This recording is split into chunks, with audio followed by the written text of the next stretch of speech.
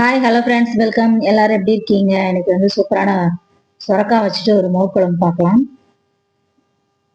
இந்த மாதிரி சொரக்கால ஒரு பாதி எடுத்துக்கிறேன்.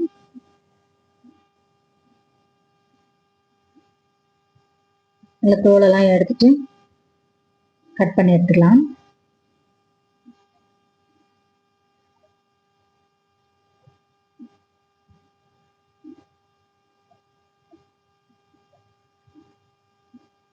நல்லா இந்த அளவு கட் பண்ணி எடுத்துக்கோங்க. நல்லா பூசணிக்காய் மாதிரி வெண்டைக்காய் போட்டு செய்யலாம். மோர் குழம்பு நல்லா இருக்கும். சொரக்காய் வச்சு பண்ணி பாருங்க, சூப்பராக இருக்கும் மோர் குழம்பு சாப்பிட்றதுக்கு. அது கூட கத்திரிக்காய் ஃப்ரை பண்ணலாம். கத்திரிக்காய் கட் பண்ணி எடுத்து வச்சிருக்கிறேன். கத்திரிக்காய் ஃப்ரை பார்த்துடலாம்.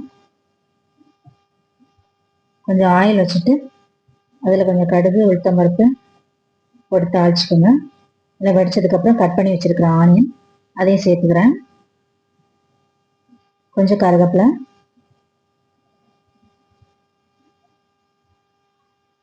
கொஞ்சம் கலர் சேஞ்ச் ஆனதுக்கப்புறம் இஞ்சி பூண்டு பேஸ்ட் ஒரு ஸ்பூன் போட்டிருக்கேன்.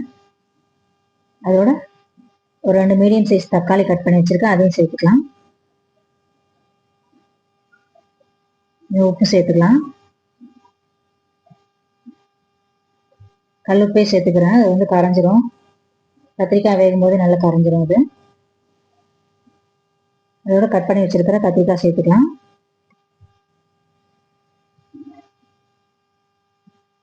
கத்திரிக்காய் ஃப்ரை வந்து சப்பாத்தி தோசை கூட வச்சு சாப்பிடலாம், நல்லா இருக்கும்.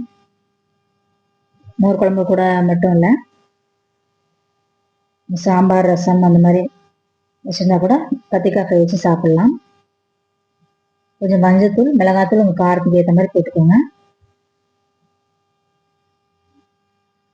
சப்பாத்திக்கெல்லாம் வச்சு சாப்பிட்டீங்கன்னா சூப்பராக இருக்கும் இந்த கத்திரிக்காய் ஃப்ரை.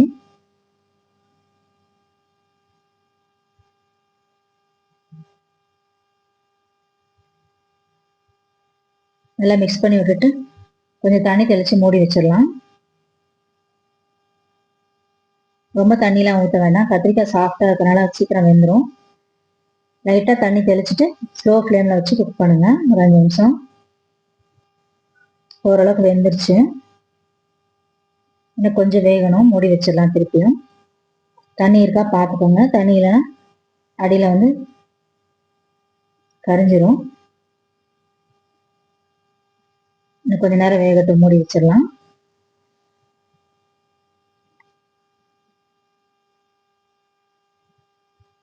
அதுக்குள்ள நம்ம வந்து மோர் குழம்புக்கு அரைக்கிறத எடுத்து வச்சிடலாம்.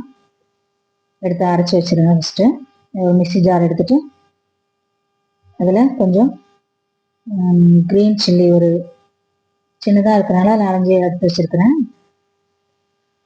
மிளகு, ஜீரகம், கொஞ்சம் கருவேப்பிலை, இஞ்சி கொஞ்சம் ஜாஸ்தியாகவே போட்டுக்கோங்க. ஒரு 4-5 பீஸ் இருக்குது. அதோட கொஞ்சமாக தேங்காய், எல்லாத்தையும் நல்லா அரைச்சிடலாம். தண்ணி ஊற்றி நல்லா அரைச்சிக்கோங்க.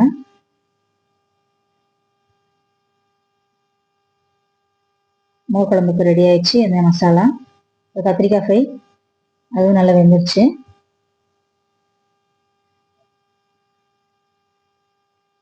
நல்லா சூப்பராக ரெடி ஆயிடுச்சு.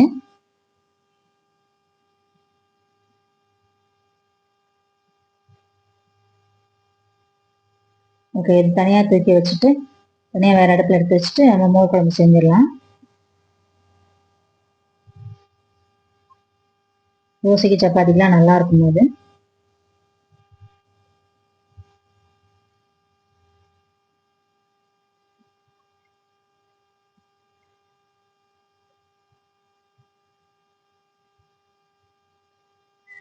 மோர் குழம்புக்கு ஒரு கடாய் வச்சுக்கோங்க. ஒரு பேன் வச்சுருக்கிறேன். மோர் குழம்பு அப்படியே வச்சுக்கலாம் அப்படிங்கிறதுக்காக. கோகோனட் ஆயில் ஊற்றி செய்யுங்க. மோர் குழம்பு ரொம்ப நல்லா டேஸ்ட்டாக இருக்கும்.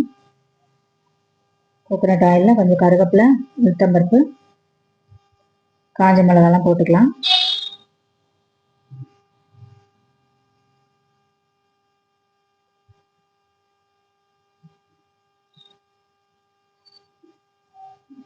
நல்லா வெடிச்சதுக்கப்புறம் கொஞ்சம் ஆனியன், கருவேப்பிலை போட்டுக்கலாம். சின்ன வெங்காயம், பெரிய வெங்காயம் எது இருந்தாலும் ஓகே, கட் பண்ணி போட்டுக்கோங்க. இது வந்து நல்லா கலர் கொஞ்சம் சேஞ்ச் ஆகணும். அப்பதான் நல்லா இருக்கும் சாப்பிட்றதுக்கு.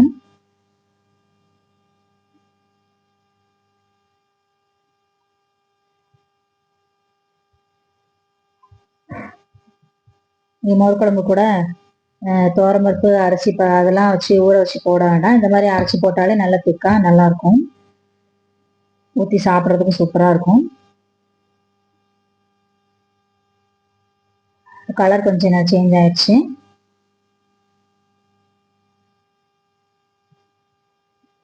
இதோட நம்ம அரைச்சி வச்சிருக்கிற மசாலா சேர்த்துக்கலாம்.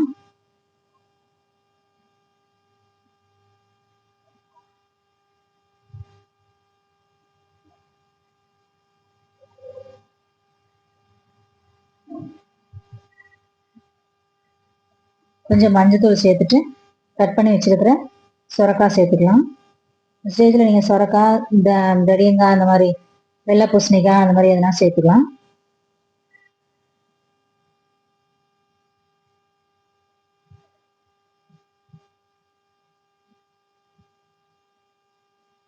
அதே மிக்சி ஜாரில் கொஞ்சம் தண்ணி ஊற்றி அதோட சேர்த்துருங்க.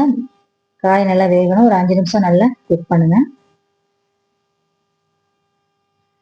நல்லா கொதிச்சு காய் வேகிற அளவுக்கு குக் பண்ணலாம்.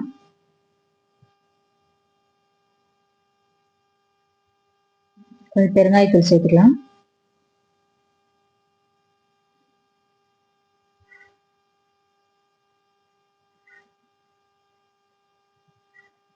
தேவையான அளவு உப்பு போட்டுட்டு அப்படியே விட்டுருங்க. ஒரு 5 நிமிஷம் குக் ஆகட்டும்.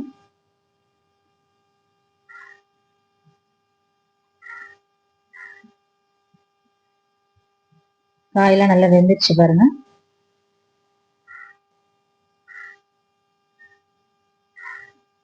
கொஞ்சம் தயிர் எடுத்து வச்சிருக்கிறேன், அதனால மிக்ஸ் பண்ணி எடுத்து வச்சிருக்கிறேன். அதையும் அதோட சேர்த்துடலாம்.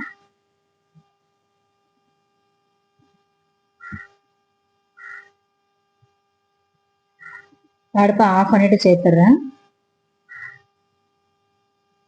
சில சமயம் நீங்கள் தயிர் ஊற்றி குக் பண்ணும்போது தெரிஞ்ச மாதிரி ஆயிரும்.